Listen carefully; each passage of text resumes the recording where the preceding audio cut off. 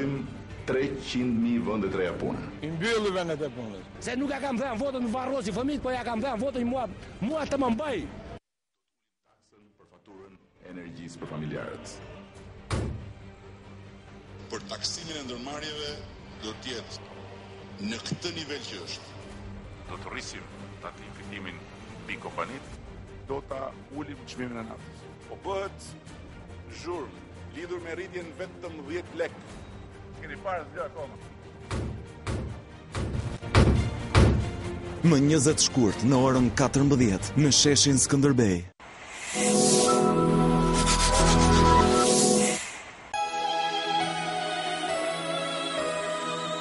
Nisin transferimet në Albanian University në të gjitha programet e studimit të ciklit të parë dhe të dytë nga data 14 shkurt deri në 14 mars 2014. Për më shumë informacion, zyra e regjistrimeve në Albanian University, Bulevardi Zogu i Parë, kati i dytë, numër telefoni 00355 422 71 601. Po ashtu edhe me email në adresën informacioni@albaniauniversity.edu.al.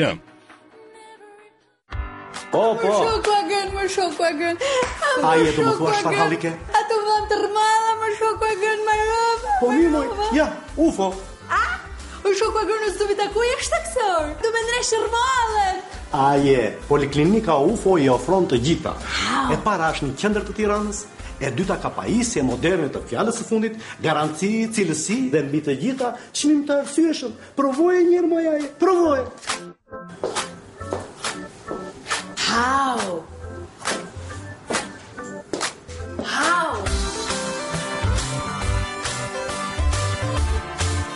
Ha më jaje. Më shokvagën she. Ti rruza. Si të duk UFO? O këtë është se UFO t'ja shilë, ne i pas në tokë.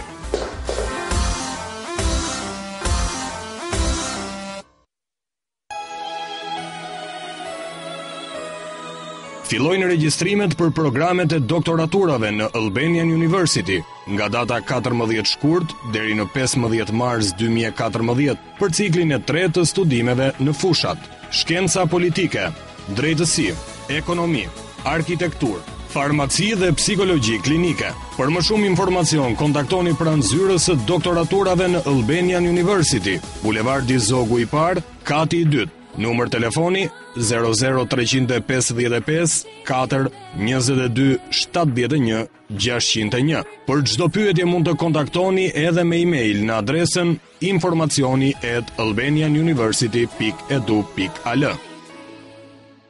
Eurosig, me sigurimin përmes paketës familjare të shëndetit me vetëm 85 euro në vit për person, ju përfitoni shërbime spitalore deri në 5.000 euro për çdo person të familjes suaj, ku përfshihen operacionet, shtrimet në spital, analizat mjekësore, check-up i plot, trajtimet me kimioterapi, shërbim ambulance 24 orë për fshirë edhe aksidentet. Në rast nevoje, klienti i siguruar përfiton të gjitha shërbimet spitalore, duke paraqitur kartën e shëndetit Eurosig pranë spitalit Hygea. Sigurohu tek Eurosig. Fillojnë regjistrimet për programet e specializimit në stomatologji, pjesë e ciklit të 3 të studimeve në Albania University, nga data 14 shkurt deri në 15 mars 2014, në fushat e ortodoncisë, periodontologjisë, protektikës, kirurgjisë orale, kirurgjisë OMF, prostodontisë, implantologjisë, dentistrisë pediatrike. Për më shumë informacion, kontaktoni Fakultetin e Shkencave Mjekësore, Rruga e Durrësit, kati i parë. Telefon 00355 422 3562. Për çdo pyetje mund të kontaktoni edhe me email në adresën informacioni@albaniauniversity.edu.al.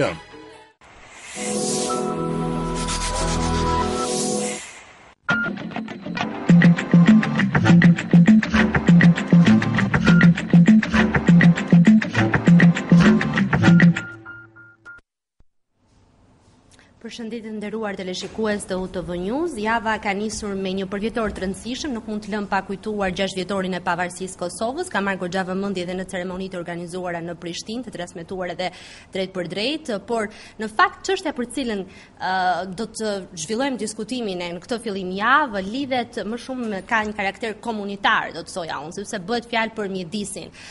Jo më larg se sa pak minuta më përpara ka pasur edhe një publikim, një raport të Agjencisë Europiane të Mjedisit, ku jepte një lajm pozitiv. Shqipëria renditesh rreth 13 vende më lart nga viti i kaluar në lidhje me problematikën mjedisore në tërësi, sepse ato ishin të dhëna paraprake, nuk ishte një raport i publikuar i plot, pra, por gjithsesi renditja ishte deri diku pozitive e krahasuar me vitin e kaluar. Ne nuk marrim shkas thjesht nga ky raport, ne marrim shkas nga një aksion i përgjithshëm nga Task Forca për Mjedisin, e cila ka zhvilluar dhe vazhdon të zhvillojë punimet e saj në akset kryesore rrugore, pikërisht për të pastruar nga mbeturina dhe nga gjitha inertet rrugët kryesore të vendit. Unë do t'ju uroja fillimisht mirëseardhjen të ftuarve të mi në studio, zotit Sazan Guri, ambientalist, përshëndetje, mirëseardhje, të mund të mungoni në biseda të tilla sigurisht, dhe mentor Kikis, Alternativës Civile, gazetar, por unë do të thoja që Alternativa Civile si një organizatë, pra pjesë e shoqërisë civile, ka qenë shumë aktive në këto çështje. Ju keni marrë iniciativa pastrimi shumë herë, veçanërisht përgjatë Bregdetit apo jo? Në fakt është një lëvizje mjedisore që quhet Korpusi Shqiptar i Vullnetarëve, si produkt i joni që ka qenë dhe është aktiv prej 5 vjetësh në organizimin e aksioneve vullnetare për pastrimin e zonave turistike. Jemi përqendruar në zona turistike për shkak kësaj që ka qenë edhe mundësia për të angazhuar. Pasi nëse do të ekzistonte edhe mbështetja, pasi duam edhe pse ky quhet vullnetarizëm ka nevojë për ca suporte, do të ishim shtrirë edhe në pjesë të tjera të vendit, por jemi mjaftuar, le të themi, me zona turistike ku impakti është edhe më i ndjeshëm. Zona turistike do të jetë një destinacion i Task Force-s, ashtu sikurse është thënë për të pastruar përgjatë vijës bregdetare. Unë do të ftoja fillimisht të risjellim në vëmendje pak ato deklaratat e bëra duke nisur që ka data 5 shkurt, dita në cilën është bërë publike vendimi i qeverisë për këtë Task Force.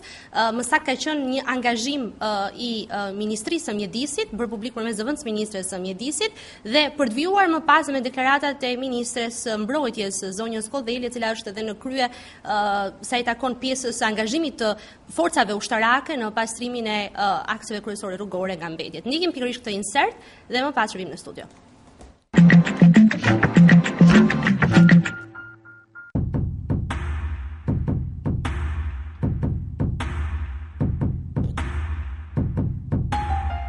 Shqipëria është e mbushur me plera nga veriu në jug, ndaj dhe në kushtet e emergjencës mjedisore nevojiten masa të menjëhershme për të përmirësuar situatën dhe për t'i paraprirë sezonit turistik. Lajmi është bërë i ditur në 5 shkurt në një dalje të posaçme për mediat të zëvendës ministres së Mjedisit, Oliana Ifti, e cila njëherë është dhe kryetare e Komitetit Kombëtar për menaxhimin e integruar të mbetjeve. Zëvendës Ministria e Mjedisit sqaroi se mira goma të vjetra makinash, skeleta automjetesh, pjesë këmbimi dhe mbeturina të ndryshme inerte gjenden përgjatë anëve të rrugëve kryesore të vendit, duke sqaruar në këtë mënyrë edhe zonat se ku do të ndërhyjë kjo Task Force. Referuar gërmës C të pikës 4 të vendimit të Këshillit të Ministrave, numër 676, datë 25/10/2013 për mënyrën e organizimit dhe të funksionimit të Komitetit Kombëtar për menaxhimin e integruar të mbetjet, shpallet gjendja e emergjencës mjedisore në vend dhe rekomandohet ngritja e një task force për zgjidhjen sa më efikase të kësaj problematike shqetësuese përpara fillimit të sezonit turistik. Ashtu sikurse u paralajmërua, aksioni i pastrimit filloi, i kryesuar nga Inspektoriati i Ministrisë së Mjedisit në bashkëpunim me Ministrinë e Mbrojtjes në rang të masave për emergjencën mjedisore. Ky aksion u përqendrua në disa akse rrugore në Tiranë dhe në veri të vendit. Në këtë operacion janë angazhuar Inspektoriati i Mjedisit dhe forcat e armatosura me rreth 1000 forca ushtarake dhe 69 mjete të angazhuara, ndërkohë që në total pritet të pastrohen 83.5 kilometra. Por aksioni i pastrimit të territorit i ndërmarrë nga Ministria e Mjedisit dhe ajo e Mbrojtjes nuk ka gjetur mbështetjen e disa bashkive apo komunave. Ministria e Mbrojtjes ka pjesën e saj më të rëndësishme. Sot jemi prezent në territorin e Shqipërisë me 1000 forca, me 80 mjete. Do të pastrojmë më shumë se 83 kilometra në të dy anët e të dy rrugëve kryesisht rrugës kombëtare. Jemi këtu në pikën kufitare të Morinit, do të ecim drejt Kukësit, pastaj Kukës Milot Rubik dhe kthesa e Kamzës Vor, madje deri në hyrje të Tiranës.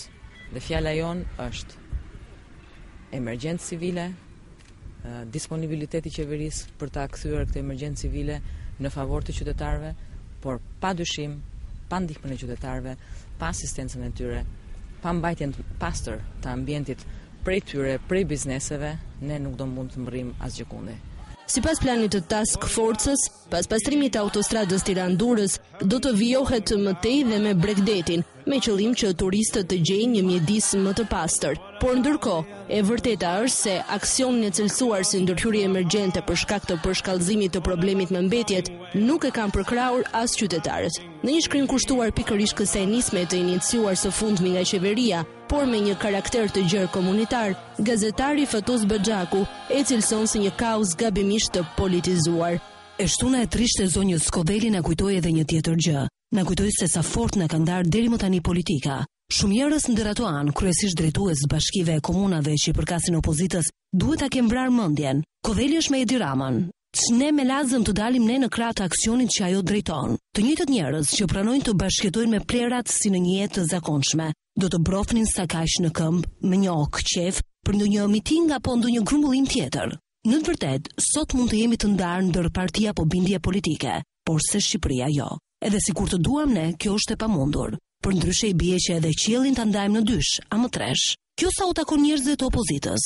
Po ashtu në takon të pyesim edhe për militantët e vetë Partisë Socialiste, ku ishin ata të shtunën teksa ushtria komanduar nga Kodeli pastron të rëmuin e PiS, në të cilën edhe ata kishin kontribuar, po aq sa edhe të tjerët. Apo edhe këtë herë nuk i la Saliu që të hidhin ndonjë lopath në krah e t'u ndihnin ushtarëve. Nëse nuk ka thënë ende dikush, duhet të kujtohet e t'u thotë se ndër vende normale demokratike të marrësh pjesë në një parti, nuk do të thotë vetëm të bësh militantin me fytyrë të ndërsyer, me shpresën se pas zgjedhjeve do të gjesh ndonjë vend të mirë pune. Të militosh në një parti do të thotë para së gjithash, të përkrahësh idetë që ti vetë i mendon si më progresive e më të dobishmet për vendin, për ty vetë, për fëmijët e tu. Këtë të shtunë munguan në aksion edhe 10 apo 100 shoqata ambientaliste, të cilat herë të tjera i kemi parë shumë aktive. Si është puna? Të jesh shoqate pavarur nuk do të thotë të mos shfrytëzosh, apo thjesht të mos u bashkohesh të gjitha nismave të mundshme, qofshin këto edhe nga qeveria që i shërbejnë qëllimit tënd. Në këtë rast, mbrojtje së mjedisit. Të jesh shoqat nuk do të thotë të jesh vetëm dhe vetëm altoparlant protestues, do të thotë në radhë të parë të përveshësh mëngët vet. Kjo gjë nuk ndodhi, dhe kjo e kalon një pjesë të mirë të trishtimit të zonjës Skodeli, edhe gjetë kë.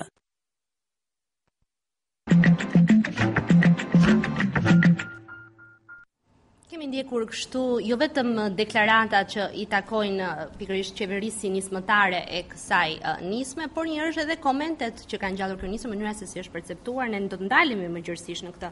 Unë në fakt doja ta nisja me një pyetje kështu, edhe doja të drejtoja mentorit këtë gjë, duke qenë se ju keni qenë nismëtar, sikurse tham pak më herët, me këtë organizatë, pikërisht me korpusin e vullnetarëve për të pastruar Bregdetin. Është e vështirë të thrasësh shqiptarët, pra qytetarët të rinj apo të gjitha grup moshave për të përfshirë në nisma të tilla? Ka dy lloje thirrjesh për të bërë njerëzit aktiv dhe konkretisht në rastin e pastrimit. Ka një thirrje lëshuar kështu kuturru në televizor, si ato reklamat të 100 milion që u shpenzuan për të pastruar Shqipërinë një ditë, ku po të ishin bërë thas dhe doreza, sigurojnë që s'dishte nevoja ushtarëve sot për dalë në rrugë. Pra, thirrje pa adres, dilni dhe pastroni. Kam përshtypjen se kjo lloj thirrje nuk pi ujin asnjë lloj shoqërie, sado sensibël që të jenë. Ka dhe një mënyrë tjetër, organizimi. Dhe kjo është efektive. Organizimi i njerëzve grupe. Unë garantoj që është efektive, pasi kam 5 vjet që e bëj vetë, pa spote, pa reklama televizive, pa banera, pa asgjë tjetër, thjesht duke organizuar grupe në për shkolla, në për universitete, qytetarë thjesht, duke përdorur rrjetet sociale, kemi bërë bashkë çdo të shtunë minimumi 200 njerëz, kemi gjetën mbështetje për të na paguar ato kostot minimale që janë nevojshme për transportin e për derë materialet bazë. Kemi shkuar, kemi punuar, pa intervista politikanësh, pa daulle. Problemi që ekziston në këtë rast dhe që vërtet është një çështje që cilën Baxhaku e trajton si shqetësuese, pra mungesën e bashkëpunimit të shoqërisë ku në rrugë ka dalë ushtria për të pastruar plerat të cilat i kemi bërë gjithë bashkë. Ka mungesë organizimi, sepse vullnetarizmi nuk vjen me urdhër. Edhe ai ushtari që ka dalë aty s'ka dalë në mënyrë vullnetare, por ka urdhëruar komandanti dhe komandantin e ka urdhëruar ministri. Pra, ushtari është duke bërë një punë, gabimisht, duhet ishte duke u stërvitur. Por, duke qenë se jemi në kushtet e emergjencës mjedisore, mirë bën që kanë dalë ushtarët që të pastrojnë sepse po na mbyt pislloku. Por nëse do t'i ftonim dhe njerëzit, nuk mund të ftohen hajdeni dhe juve. Ka nevojë për një organizim. Ka vërtet shoqata mjedisore që duhet të ishin pranishme. Pse nuk kanë qenë pranishme? Kam përshtypjen se nuk janë ftuar. Unë personalisht kam kërkuar në mënyrë sistematike aktorëve që merren me organizimin e këtij aksioni, kam qindra vullnetar, hajde të koordinojmë që të futemi në punë dhe ta bëjmë të punë të përbashkët. Ka një problem organizimi sepse ishin nisur ushtarët pastronin plazhet. Dhe unë ndikova, nuk e di sa ndikova, por të paktën e thash fjalën time që mos shpenzon energji kot për të pastruar plazhet në mes të dimrit. Sepse mbeturinat janë në plazh, nuk janë mbeturinat që i kanë lënë përshuesit, s'ka përshues tani. Mbeturinat në plazh janë mbeturinat që sjell deti, të cilat i ka hedhur në det lumi. Nëse do t'i pastrojmë tani, pas 2 javësh mund të ketë sërish një val shirash dhe lumej të thjellën sërish mbeturinat dhe prapë do të bëhet pistë. Dhe nuk mund të dalim casin rrugë, hajde të pastrojmë. Mbej që kjo gjë përbëhet në kuadrin e një emergjencë mjedisore, ka nevojë për një plan. Ajo punë që bën ushtria është për të falendëruar. Apatia e shoqërisë është për të kritikuar, sepse në fundit jemi ne të tërë që kemi bërë të pislikun në anë të rrugëve dhe bë mirë që u filluan rrugët, pasi ajo është imazhi me të cilin syri i çdo kujt prezantohet për herë të parë, sepse ka mbeturina të hedhura në përrrejnë, në për lugina e lumejsh sa do të syri. Por ato janë prezantimet e para me të cilat përballet udhëtari i huaj i shqiptari për kushdo që tjetë. Pra nuk mund të gjendet asnjë fjalë për të thënë jo, qoftë edhe sikur 5 thas me mbeturina të mblidhen nga ato ushtarë. Megjithatë unë kam parë që janë duke bërë një punë vërtet të mirë. Ka njerëz nga shoqëria civile, qytetarë të cilët po të dihen, ta angazhohen, unë them që po, sepse kam nga përvoja. Unë kam bërë një ftesë në Facebook. Nesër ne korpusi vullnetarëve do të nisemi për të pastruar plazhin X. Më kanë ardhur tek stacioni pas muzeut, para kësaj studi ku jemi duke folur ne tani, qytetarë të cilët thanë e pam të njoftimin, a mund të vim dhe ne? Hajdeni dhe janë bashkuar. Nuk mund të tifusim të gjithë në një thes që jemi shoqëri indiferente, që jemi shoqëri pisanjose, që jemi... Atëherë, në këtë pikë, cili do të ishte modeli më i mirë për të rritur angazhimin? Sepse her pas here flasim për modele që ofrohen, qoftë edhe iniciativa të qeverive të ndryshme, ka pasur iniciativë të ngjashme të qeverisë Berisha, ashtu sikur është kjo tani qeverisë Rama. Cili është modeli që duhet për të nxitur më shumë ndjekës në këtë çështje komunitare? Kuptova, ne para se të vemi ke modeli do thoja 2 fjalë që në betejën e plerave, tamam plera, sepse mbetja është një lëndë që ka akoma vlerë, po tamam ajo që quhet plerë, ne mund të quhemi si shoqëri civile, si ekspert, si legjislacion, ne mund të quhemi të humbur, sepse 24 vjet, e njëjta situatë, shef 3 paradokset që janë plerat në vendin tonë, që hidhen në vende të pakontrolluara, që hidhen në vende ku prapë ndodja shumë më shpejt sepse është pranë lumeve, dhe treta paradokse është që digjen. Pra, është një duket sikur e largon nga vetja, por në fakt ja ka bërë problem shoqërisë, komunitetit, personit tjetër që është që to rrjedhje që sapo thash, që si djegja, si lumi, si proj, si toka kuatrenare në përgjithësi, tokë që e shpëndan shumë shpejt ndodhjen, neve ja kemi futur njëri tjetër. Pra, unë e ftu dhe e pson tjetër, ndërkohë ka hedhur tjetër lart me e psoj unë me radhë. Pra, futja e ushtrisë në këtë lloj ç'është ushtria, një nevojë për luftë. Pra, në kuptimin e jo luftë me dy fek si që modi, po është një luftë tjetër. Dhe në fakt lufta mjedisore, kështu po quhet sot, është një luftë për jo për mbijetesë, por është një luftë për një standard jete më të mirë. Fakti që mjedisi quhet mjedis jetik, quhet shëndet, baras, quhet është anti i atyre sëmundjeve që sot po shtohen dhe po formohen me shumicë, sidomos në vendin tonë për shkak të kësaj ndodhje, tregon që kjo emergjencë bëri që veç aktivitetet që ka bërë zoti mentor, që unë e kam përshëndetur jo duke marrë pjesë ke mentori, po unë e kam përshëndetur duke bërë atë që bën mentori, po unë e kam bërë në formën time. Sepse nuk kam dashur që siç jam person për mediat, po këtë gjë kam dashur ta bëj pa media dhe kam bërë gjo muaj korik në sinën e verës së bashku me 50 apo 80 studenta apo plazhista që ne organizohemi në Qeparova apo në Imar, dhe kam bërë në formën që në mënyrë morale e ndjek këtë, e besoj kjo gjë, në mënyrë morale, etike apo dhe përgjegjësie personale bëj kontribut. Në rasti konkret, ne kemi marrë vesh nga televizione, në darkë vonë që u bë kjo nga ushtria. Unë kam dashur të marr pjesë, kam qenë i angazhuar me thallë që mentori që ndoshta një organizim se si të vemi ky model. Por nuk jam ata njerëz që edhe në një fjalë në një shpëti për ushtrinë, unë jam që ta përshëndes, po ta mbështes. Në qoftë se do ketë të shtunë të diel, do doja të kisha edhe një organizator të këtij detashmenti që është ushtria dhe bashkë me detashmentin mjedisor të marr pjesë, të ndihmojmë, po ndoshta si tha mentori, më mirë do ishte që secili ta ndjenjë, sepse ky pastrim i ngjan në këtyre, nuk jam ato agjërimet që bën njeriu, që është agjërimi, pastron shpirtin, fut ekuilibrin në mendje, bëhet më racional. Kështu që marrja pjesë në një pastrim me vërtet duket sikur pastron, mund të jetë shumë e pakët ajo që pastron, po në krahasim me atë që ti kupton që kjo që po pastron është ajo që ti ke hedhur, ose ajo që ka hedhur djali jot apo prindi jot apo ai që ka hedhur dje, atëherë kjo është shumë e rëndësishme, po mos sa bër nesër këtë punë pra. Ka vlerë ndërgjegjësuese pra, sepse ti jo se me vërtet arrin të pastrosh diçka, sepse ajo më njëherë bëhet shpejt pi, sepse ti nuk po pastron burimin. Ti pastron daljen në output, në plazh ose në rrugët e hyrjes të Shqipërisë. Në fakt pastrimi është ajo në mendje, ajo në shpirt, ajo në ligj. Është vendosja e ligjit, është kapja ose investimi i energjive në burim.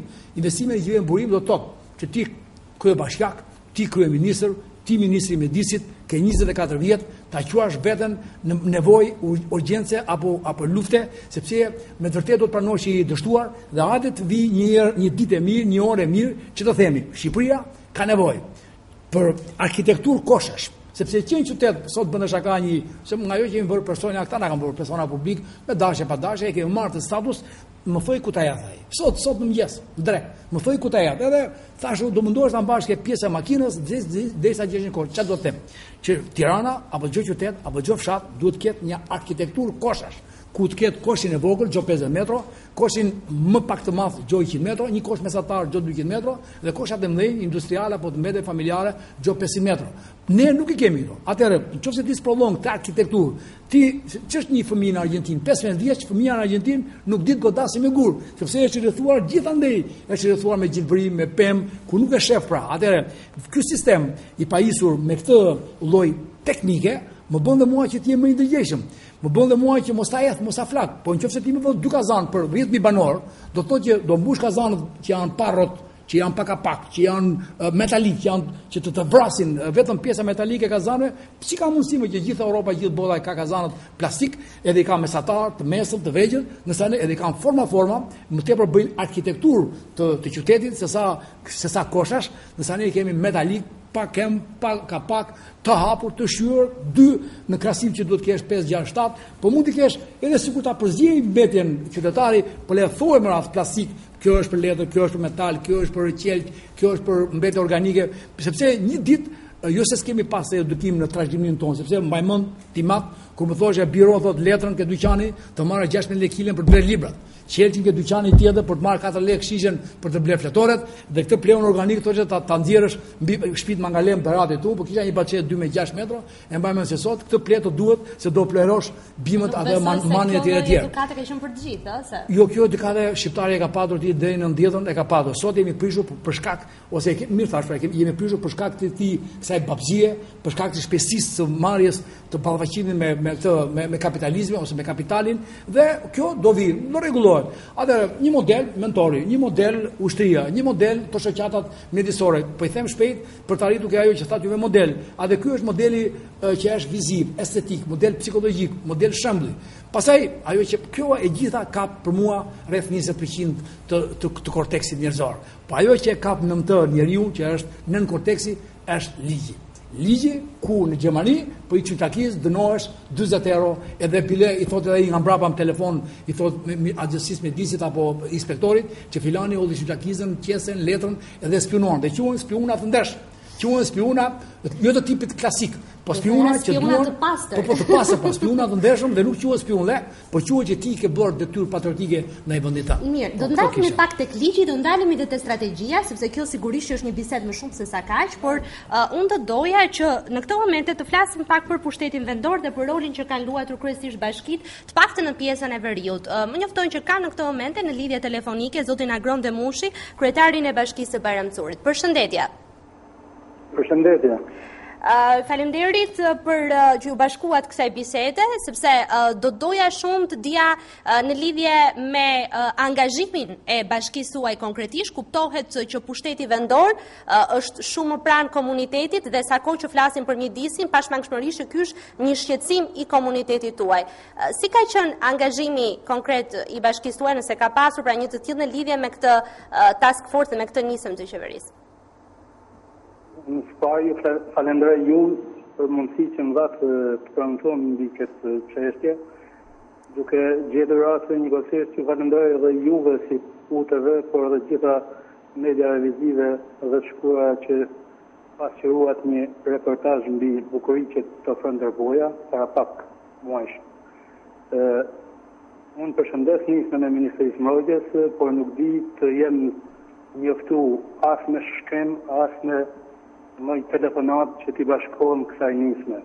Si në kundër, jam në pritje të kësaj që pak më përpara shpreha, të më thonë pres që unë të kem një thirrje në raport me këtë nisë.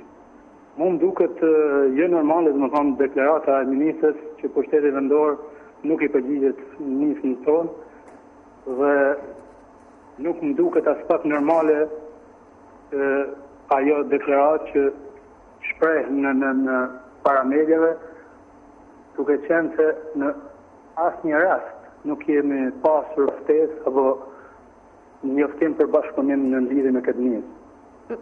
Mirë, në fakt, po. Duhet të njoftohemi, duhet të raportojmë punën e masaj më i dalim të deklaratat në qoftë se jemi përgjigjë tamam, duhet të shprehemi qarta që jemi përgjigjë. Po kur ne nuk kemi pas një ftesë zyrtare apo një ftesë shoqërore dhe për një thirrje publike që t'i bashkojmë kësaj nisme, më duket thjesht një show mediatik që mund të bëjnë ministra në fjalë në raport me nismën e saj që ka marrë. E kuptoj. Mirë, me që flasim pak për këtë çështje komunitare, një pyetje tjetër që doja t'ju bëja është nëse ka projekte të vetë bashkisë në lidhje me angazhimet herpashershme pra për pastrimin e mjedisit. Absolutisht, ne si Bashki Bajramçur do flasim për administratën time, për institucionin tim që unë drejtoj dhe komunitetit që i shërbej, kemi marrë nisma të thella në këtë drejtim, pasin të 3 vite të fundit që unë kam drejtuar këtë institucion, ka një përmirësim të ndjeshëm të pastrimit dhe gjelbërimit në qytet.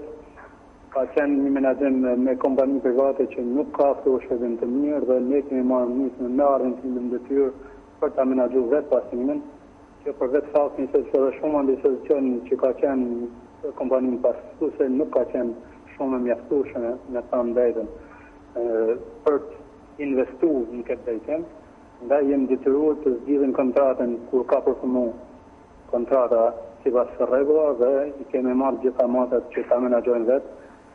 Kam parasysh se kemi blerë 18 pastruese, kemi blerë rreth 220 kazana të mëdha për menaxhimin e pastrimit, që s'ka pas ndërpoj, kemi ndjell pemë, domethënë ka një tjetër vëmendje të pushtetit vendor në lidhje me menaxhimin dhe mirë pastrimin e qytetit nga mbledhjet urbane. Mirë, unë besoj se këto kanë qenë 2 çështjet kryesore, cilat unë besoj se morën edhe një përgjigje, sepse roli pushtetit vendor është pashmangshmërisht i rëndësishëm në drejtim sigurisht të mjedisit edhe të angazhimit qytetar. Ju falenderoj shumë për faktin që u bët pjesë e kësaj bisede. Vetëm mos na iki nga linja, se do ja them 2 fjalë. Ka, një sekond. Zoti Demushi ka Sezan Guri, është me ne në studio. Edhe ka për të komunikuar. Sepse jeni vetmja bashki në Republikë që keni vrarë qenjet me ndërgjegje të ulët. Dhe përderisa keni bërë të veprim, nuk besoj që ju të jeni të mirë as me mbjellje pemësh, as me plerat apo me mbetjet. Po kjo është një diçka që ka ndodhur 2-3 muaj përpara në këtë rreth, në këtë bashkim. Kjo është puna para. Ka shumë lidhje. Aty është puna, që një person që kryen një marrëdhënie të gabuar me atë që kanë në të, e kryen jo vetëm atë, me qenë në krahasi konkret, e kryen me mjedisin, edhe me mos menaxhim plerash, edhe me sjellje të gabuara me njerëzit. Këto janë vërtetuara sot në psikologji mjedisore 4 ciprish. Pra, nuk e besoj kur thotë që ne kemi menaxhuar, kemi bërë projekte të thella, nuk ka mundësi. Sepse gjitha komunat bëjnë pjesë në 310 komuna të Shqipërisë që plerat, ta thash te paradokse, jedhin në pjerësi me prej, që i merë proja apo lume dhe qonë më tutet të keqja dhe bënë keqja kohë më të madhe. Ndërkohë që një komunde, një bashkim me pak lek ose pa lek fare bile, thet një gjeolog, i jep dhe një kafe, kaq. Unë deri të toj, në këtë zonë këtu në Tropoj, apo në Fier, apo ku doni juve në Shqipëria, që një Francë do një 2000 km gjerët vënde me argjil, Shqipëria ka rreth e rrotull qytetit vet apo komunës vet, ka një lloj informacioni që quhet argjil, që vetëm të shkojë mendja me një gjeolog, me një kafe, që mund ta hedhësh plerën atje, pastaj kur të vi mendja për të bërë bonifikim apo drenazhim ujra që quhet ujra acide. Pra, problemi është me pak kosto, bile dhe pak kosto fare, vetëm me një dashamirësi të mirë çfarë mund të gjesh një transportier të përdorur diku në vendet fqinj, Hungari, Rumani o Bullgari etj. Do të thotë, që to plera i merr, i ndan në 5 kategori me transportier, 4 nga ato janë të rish, se është mall, është mbetje dhe rishitjet, dhe një nga ato është e gropueshme, pra ti që thash që çon atë vetën argjiloj që nuk bën më dëm. Pra kjo ishte. Zoti Demushi? E di unë që do thojë, për leja se mos se shkruaj. Rikthehem edhe një herë tek ftesa që as edhe më përpara nuk kemi pas ftesë nga Ministria e Mbrojtjes së Bashkëpunimit. Unë para 2 ditë kam nis ftesë një sekretare e Ministrisë së Mbrojtjes mbi këtë nisë që ajo ka marrë që të mbështesin me mjete, të mbështesin me ashtu që të bashkëndojmë punën dhe ta çojmë atë ku duan dhe ku dëshirojnë edhe ata dhe ne. Ndërsa në lidhje me zotin Guri, unë përshëndes zotin Guri, i them atij që nuk zgjidhen këto gjëra me telefonata dhe me një emision që është ndërtuar mbas një telefonate. Zoti Guri është i ftuar nga kryetari i Bashkisë Verancure të vinë ta shohin. Do vi t'jap fjalën do vi. Në terren këtu në Tropoj. Do vi në terren, do vi t'jap fjalën. Pres dhe mirëpres për bashkëpunim. Po ellun. Si kundër, nuk duhet që zoti Guri të ndërtojë opinione dhe të futet në bazë të atyre opinione që ka në gjuhë në Tiranë apo ku ka në gjuhë. Jo, mos kemi. Do vi të ndihmoj, mos kemi. Do vi të ndihmoj. Hipotetizma të tillë që i shpreh pak më përpara. Merë premtim, do vi të ndihmoj. Edhe në gjuha me shumë vëmendje, kam dëshirë rraj të më gjojnë pak me vëmendje mu, sepse në fundit duhet të respektuar njëri tjetrin. Mirë. Jo, shumë e drejtë. Në fakt, juve ju përgjigjet pikërisht asaj që ishte edhe shqetësimi kryesor, do të thoja unë, pastaj pjesa që ka vend për bashkëpunim dhe ka vend për përmirësim, kjo është diçka që nuk diskutohet. Merë premtim, do vi ndihmoj. Nuk është as pak e vërtetë që ajo që tha zoti Guri vetëm bashkia juaj. E informoj unë zotin Guri nëpërmjet Mirë. Komunikimit të drejtë nëpërmjet televizorit tuaj, që ka nga Saranda, nga ku është ai, ka nisë deri në majtëset veprimet tilla, nuk është bashkia jonë ajo që do me prezentu zoti Guri, por zoti Guri thotë të vizë nga vendi mos rrin Tiranë, por të premtoj në Saranë, Ksamel. Të premtoj do vinë Tropoj.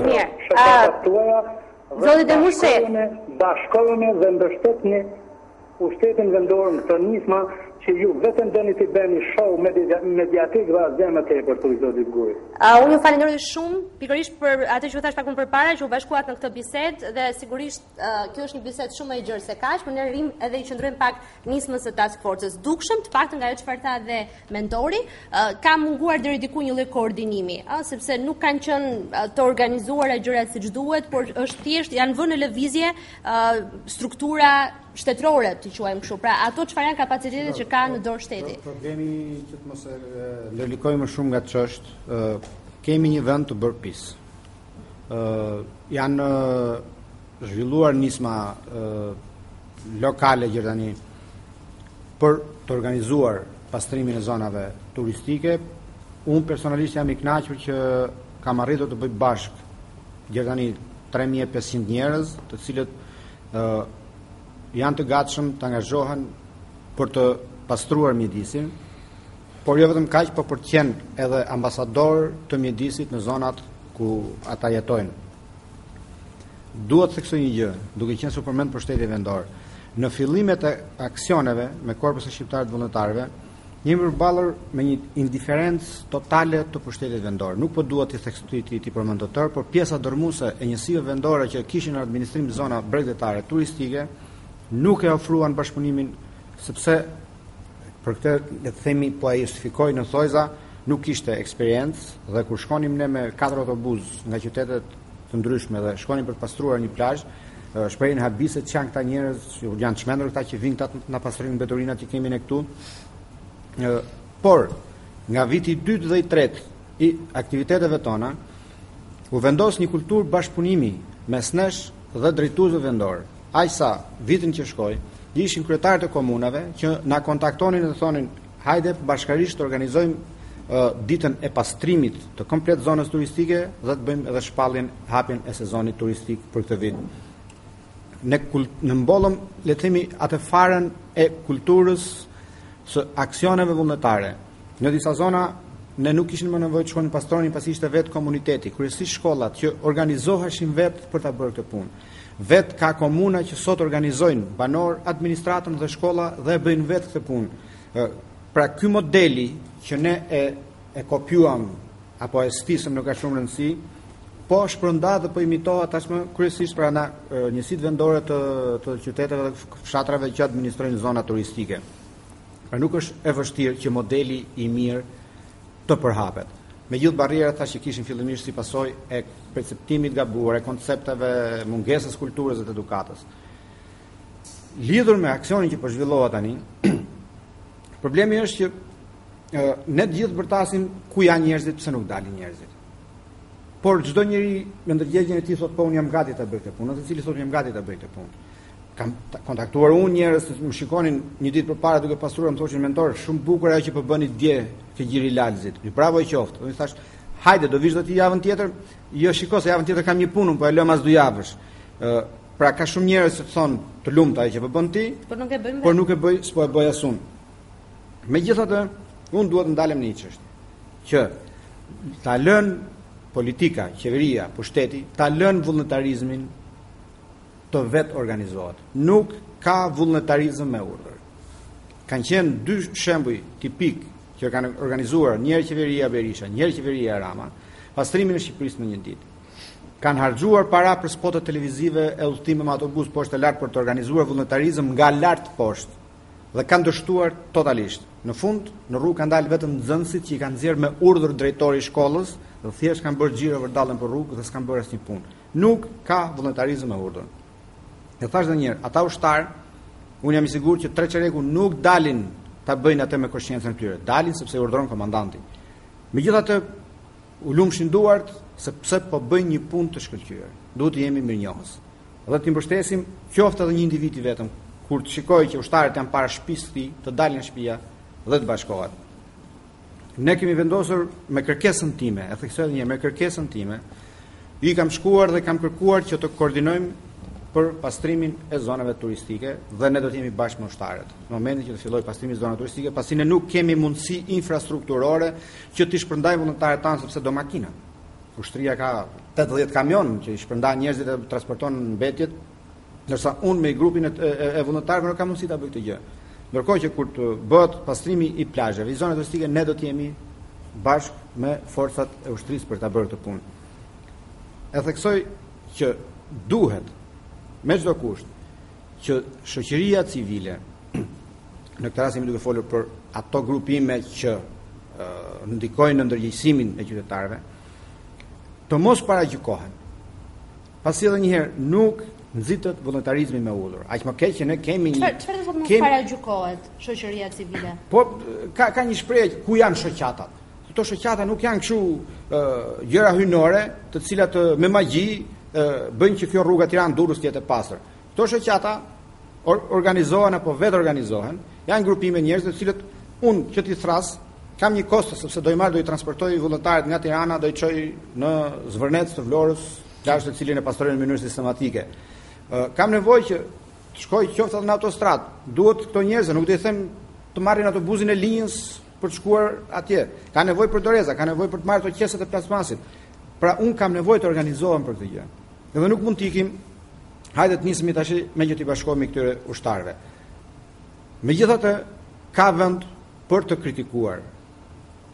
Duhet që mes atyre ushtarëve gjithmonë edhe ai popull indiferent që kalon apo hap xhamin akoma që gjithë hedh kanaçën kur ushtari sapo ka pastruar, të ishim bashkuar.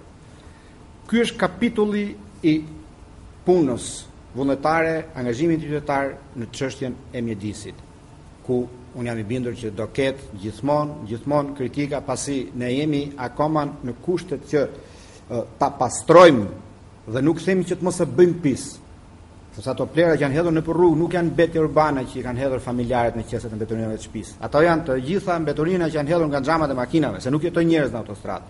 Pra kalimtarët, udhëtarët, të cilët sipat keq mbarojnë një pije, mbarojnë një konsumi një gjë që kanë të ambalazhuar, hap xhamin dhe gjeneron mbetorinën gjithkohë. Ky është ndërgjegjësimi tani. Tani vjen pjesa më e vështirë. E pastruam Shqipërinë. Ai sa mund pastrohet, se ka shtretet e lëmeve nuk mund pastrohen. Ushtria e botës e të gjithë nuk mund pastrohen sepse janë të shtresëzuara mbeturinat me metra thellë. U bë pastrimi. Problemi më i madh është hajde ta mbajmë pastër, se nga kjo vuajnë. Dhe unë kam pastruar plazhe, kam shkuar pas një muaji, e kam gjetur ashtu siç ishte kur e pastrova. Ky është problemi i qytetarëve. Unë kam qenë duke pastruar me thes në dorë, kam kthyer kurrizin, një grua kishte hedhur kanaçën dhe dola e mora thash urdhësh të humbi ty gjë. Si t'ja bëjmë këtij problemi tani? Si ta mbajmë pastër këtë vend? Sepse me pastrim në gjë tani kuptojmë, i ndrojmë vendin mbeturinave. I marrim nga autostrada dhe i hedhim ke proj. Sepse ne nuk e dim, ushtarat po pastrojnë. U lumë shënduar dhe duhet të shkojmë dhe në atje. Edhe unë se Sazani, unë do jem, po kam një plan organizativ se s'mund të jem kështu kot më kot. Pyetja është, ku po i çojnë ushtarët ato mbeturinat? Kam pastruar para 3 vjetësh në Orikum me 250 vullnetar, 5-6 kilometra vi drejtare, pasi kishim ngarkuar disa kamion me mbeturina, e pyeta shoferin që ku i dërgon ti këto mbeturinat? Dhe më tha, unë në lumë. Pra ne pastronin Bregdetit, i ngarkonim kamionin, kamioni hidhet në lumë, do vinte të shi, lumi të silte prapë në det. Problemi i madh është që ne nuk kemi ku t'i çojmë. Dhe ushtria në Shkodër tani aktualisht ishte përgatitur, do shkojmë në Shkodër, do pastrojmë varrezat e dëshmorëve. Fatikisht, varrezat e dëshmorëve është vend grumullimi i plerave. Pra, është njësoj sikur të thosh Tiranë do ikin pastrojmë sharrën, që do t'i heqim ato, po ku do t'i çojmë? Ky është muri i madh kinez, me të cilit nuk i bie dot me kokë, as ushtria, as mentori, as Azani, as gjithë shqiptarët bashkë. Sa do të bie vetëm qeveria me ndërtimin e mbyllet e nisëm në shumë optimizëm dhe më duket se mbyllet me pesimizëm. Se jo rastisht na keftuar të dytën. Edhe vetëm tuaj po e fus tre. Pse? Juve të dy përfaqësoni një mjet shumë të rëndësishëm, që është magjia e komunikimit. Nësa unë jo si Sazan, po si inxhinier, i marr me prej 15 vjetësh dhe i specializuar për mbetje urbane dhe mbetje të rrezikshme, mund të them që përfaqësoj një klasë caktuar inxhinierie.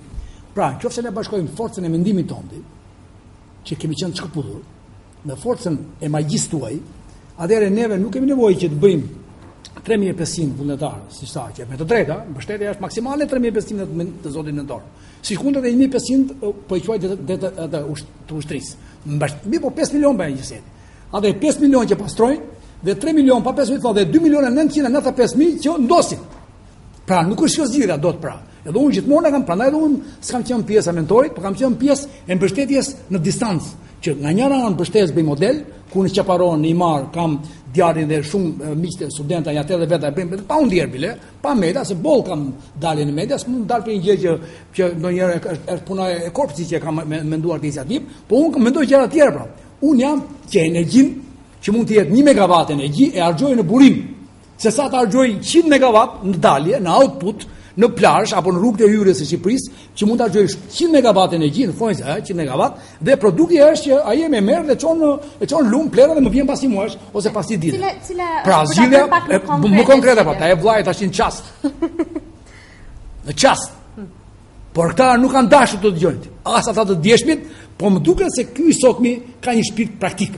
Do zoti që teknologjinë e mendjes tuaj imagjin, apo teknologjinë e fjalës tonë, apo legjislacioni dhe politika që bën ata të djeshmit, dhe ata bën politika, sa ligjin e mbetave kanë të artuar dhe të parafruar me legjislacionin evropian. Pra, ne kemi një ligj të tipit evropian me përshtim të një neni që sillte plera nga jashtë, ose mbete nga jashtë, që në të saktë. Atëherë, ç'a ndodh? Që Shqipëria urgjentisht ja thot mirë mentori, ku do vend të mbeti, ose që ushti ku do i çoj. Mirë aty rrotull Shkodrës i çon ke landfilli Bushati. Po diet të Kukës, nuk ka. Po tjetë në Berat, nuk ka. Po tjetë në Fier, nuk ka. Po në Elbasan, nuk ka. Pra, ti me mund pastrosh edhe merë një të keqe që e ke të shpëndar, e mbledh në një të keqe të madhe, dhe cilën e shpëndar pasaj me anë dumeve ose djegeve, akome. Ata e urgjentisht, ne na duhet. Një incinerator djegës termik mobil, i lëvishëm, që këto llumra dhe mbetet e lumeve e pastron çdo 2 kilometra këtu, e merr atë lëviz me tutje, një mobil që do të thotë që djeg plerat mbetjet në qatë. Do ndodhemi në ajër për 1 muaj, 2 muaj, 5 muaj se do punoj kjo, po do pastrojmë atë që bëm 24 vjet. Do ndërtojmë urgjent landfilldet që janë në zona që ne kemi argjëlore natyrore të gatshme. 7 kilometra mbas Kavajës, 3 kilometra mbas Berat, 4 kilometra mbas Vlorës, 2 kilometra mbas Fierit. Pra, çdo qytet apo një zonë regionale, po themi 2-3 qytete edhe 30 komuna bashk, mund të bëjnë një landfill regional që Shqipëria duhet të ketë të tillë jo 12, sepse janë shumë 12, po do kemi 5. Pse do kemi 5? Sepse duke bërë lëndën e parë, duke i ndarë mbetet në burim me kujdestar pallatësh, ku një kompani tjetër, bashkia nuk hyn në marrëveshje me kompani që marrin mbetet nga këtu i çojnë në sharp, hyn vetë shteti në marrëveshje me koncesionar që bën cikël të mbyllur. Pra, që momenti që kur e ndan, bashkëpunim me kujdestarin, që momenti që kur e merr, që momentin e depoziton, nëse ne çfarë bën një kompani, 5 kompani të Tiranës, e marrë dhe erdhi. Çfarë bën ai në Fier? E merr dhe erdh, kaq bën ai në Fier pa. Ndërsa një kompania koncesionare që bën cikël të mbyllur, e ndan, e transporton, e asgjëson, ose e riciklon, ose e ripërdor, ose e bën në digje termike. Atëherë, kjo është zgjidhja, apo sa afat gjatë, sepse i ka shpikur amerikan vllajt të gjitha ligjet. Mjafton të dish anglisht, ti si ai që është francez, gjerman, austriak, italian, dish anglisht, kuptosh ligjet që shpik saksoni, amerikani dhe britaniku, këta janë persona që shpikin ligjet. Sa nuk është problemi i ligjit, se ligjin e kemi për bukurinë. Ne nuk e zbatojmë ligjin, sepse pra, ky kryetar bashkie, ky kryetar bashkie duhet zbatuar ligji, sepse ligji që është miratuar para 2 vjetësh, sepse kur ndërtosh një landfilli, ai landfilli ka ca kritere. Jo si landfilli Sharës, që gjitha urat leksiviate shkojnë në Erzen, sepse urat që ne i quajmë acide shkojnë në Erzen, se s'ka publikim. Ajo është punë ekspertës dhe skepse teknikës tash se si duhet të tulet landfilli. Po them pra që do të kesh 5 landfillde. Do të kesh një djegës termik mobil të lëvizshëm. Do të kesh një djegës termik të madh për gjithë Shqipërinë ose 2, një në verinë, një në jug. Tash këto janë zgjidhje praktike tash. Jemi në fazën ku në territorin e Shqipërisë, në pjesën më të madhe të tij, mbetjet nuk mblidhen fare. Nuk grumbullohen. Pra, se cili fshatar del aty ke dera shtëpisë dhe hedh aty ke projë ka përpara. Nuk grumbullohen. Para çdo paqe ka një luftë dhe para çdo edukate që kërkon të më thuash tani, do të jetë një ligj. Është ky ligj që do të ronë atë fshatar që ta nxjerrë plerën në orën fiks për ta marrë ajo pra. Pra edhe një majmë të fjalë. Para çdo paqe ka një luftë dhe para çdo sjellje edukative ka një ligj. Jo, ka po mbi sa roja fjalën se është problemi. Mesazhi ka rëndësi, mesazhi është. Problemi është që ende në Shqipëri nuk ka dalë asnjë kryetar bashkie dhe asnjë kryeministër të shpresojmë, sepse duhet të shpresojmë, s'kemi rrugë tjetër, të fillojnë të futen në binar. Nëse zgjidhja e problemit të ndotjes do të jemi koshient, është me përmasa historike në Shqipëri. 24 vjet. Ajo qeveri që do ta bëj apo do ta fusi në rrugë për të bërë, do të hyjë në histori. Ligji parashikon që mbetet duhet ndahen në burim që në shtëpi. Të riciklueshmet, të biodegradueshme. Bashkia do të vë kazan të mblidhen veç, pastaj makinat vin të marrin veç, shkojnë landfill ato që dekompozohen, në fabrikë riciklimi.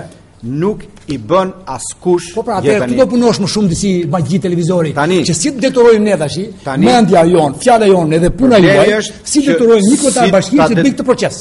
Si ta deturojë kryetarin e bashkisë? Ose një ministër mjedisi që të bëj këtë proces, që të bëj ta çojë në fund, ose një prokuror që ta çojë në fund. Pse e la gjyqin e Lushës se kompania i ditë plerat në Lushë? Problemi i ka dëmtuar shumë donatorë të ndryshëm që kanë financuar disa projekte sporadike mjedisi, e bën në Fier, dhanë shumë para. për të vendosur kazan në për të gjithë qytetin e Fierit për të ndarjen e mbetjeve në mënyrë të diferencuar, të ndara. Shkruante kazani letër, plastika, mbeturinat organike. Edhe sikura i qytetarit shkonte ta bënte. Ta ndante për të hidhte veç e veç. Shkonte në mbrëmje makina bashkisë mbjellte me i vend gjitha bashkë. Po, ama ka për mua logjikën. Pra, bledhin transportier tashun ty. Bie jashtë shtetit hungari transportier. Jo një minutë. Ky transportier punon 20 veta, quhet Grimxha. E ndan në 5 element, 4 i shet, një e çon në grop. Se s'po duhet t'jap mend ty për çështjen e mjedisit. Është një zinxhir, të cilit po i kput një hallk nuk funksionon. Hallka fillon që nga shtëpia, ndarja në shtëpi, hedhja në kazan, merrje veç e veç, riciklimi, dekompozimi. Që është kujdestari. Po s'funksionon njëra nga këto, mund të ndërtosh 1000 kazan të bukur ti, po nuk i ndau njeriu në shtëpi. Të thashë një kujdestar, kujdeset që ai e gjurmon kujdestari se ky person ma lë plerën ashesor, po ma jet nga dritarja, apo ma çon koshin e dur. Nëse në shtëpi private do ve me orar ti, në pavija të Italisë, fshati humbur, do ve me orar në orën 2 fiks, po nuk ngjori qesën e plastikës ditën e martë, dhe në 3 fiks ditën e mërkurit qesën e letrave etj, ai e mban atje. Pastaj do të vi mekanizmi i gjobës që ne kuptojmë që nëse ndosim duhet të ndërshkohemi. Nëse hedhën plerat nga dritarja duhet. Nëse hedhën kanacet nga drami makinës duhet. Ky është thelbi. Këtu jemi akoma në fushën e rrumpallës me gjithë. Jo më ti, pse ma thonë 5000 orë, ata 3500 vullnetarti. Mi kthen dot i mua në Gardisa. E diti që në Rusiti për të vënë njerëzit rrallë, që sot rusët rrin 300 veta në rrallë, edhe disu u bë me komsomolas më bujë dhe, me run u bë fillimisht pa. Edhe një kam besim kjo që ligji bën edukatë. Nuk vjen edukata, pastaj ligji, po vjen ligji pastaj edukata. Pra, ta 3500 veta kthejnë në Gardisat ekologjik, në Gardisa mjedisi, e çofësh ti që nuk do vesh të pastrosh plazhin e nesër të tallet ajo me ty në nuk e di që unë e kam hartuar në formën e një projekti të shkruar dhe ja kam dorëzuar kryetarët e bashkive. Urdhë kështu kështu doje. Po bravo. Në fakt jemi shumë keq me kohën, kemi pak edhe edicionit informativ. Në forma çik të shpejta, po në forma të shpejta sepse gjithmonë koha është më kufizuar, sidomos për çështje të tilla. Janë çështje të cilat hajnë debat pafund dhe unë do të kisha shumë dëshirë që nëse ne do të flasim një herë tjetër pse do të kemi mundësi të flasim edhe me autoritetet të cilat janë pjesë qoftë pushtetit vendor, por qoftë pushtetit qendror që kanë një rol kyç, por që në thelb duhet të jenë edhe më shumë ndoshta organizativ për të përfshirë shoqërinë civile, por edhe qytetarët, duke filluar nga vetja pastaj dhe për ta përfunduar me sukses gjithë këtë proces. Mirë, ju falenderoj shumë, falenderoj ambientalistin Sazan Guri, gjithashtu edhe gazetari mentor Kikia, pjesë e korpusit të vullnetarëve. Ju falenderoj dashurmish për vëmendjen që na kushtuat. Ka qenë kjo puntata e ditës së sotme, takimin e radhës të mërkurën ora 16 sërish këtu në UTV News. Deri atëherë, kalofshi sa më mirë. Gazetara ambientalist. Gazetara ambientalist. Na kemi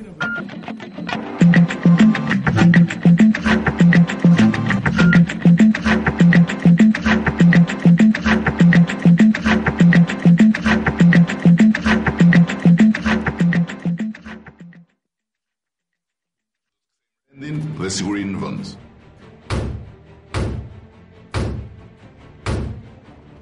Shtëpitë e ndërtuara pa leje nuk prishen edhe sikur enverogjat ngjallen. Familjet nuk do të paguajnë asnjë qindarë për legalizim. As mund të imagjinoj të jepet toka falas. Ne shëndetësinë do ta bëjmë falas. Ta duhet rrugë gjatë. Do të krijojmë 300.000 vende të reja pune. I mbylli vendet e punës. Se nuk ja kam dhënë votën në varrosi fëmijët, po ja kam dhënë votën mua të më mbaj. Do të ulim taksën për faturën e energjisë për familjarët. Për taksimin e ndërmarrjeve do të jetë në këtë nivel që është. Do të rrisim tati fitimin mbi kompanitë, do ta ulim çmimin e naftës. Po bëhet zhurmë lidhur me rritjen vetëm 10 lekë. Keni parë asgjë akoma. Më 20 shkurt në orën 14 në sheshin Skënderbej.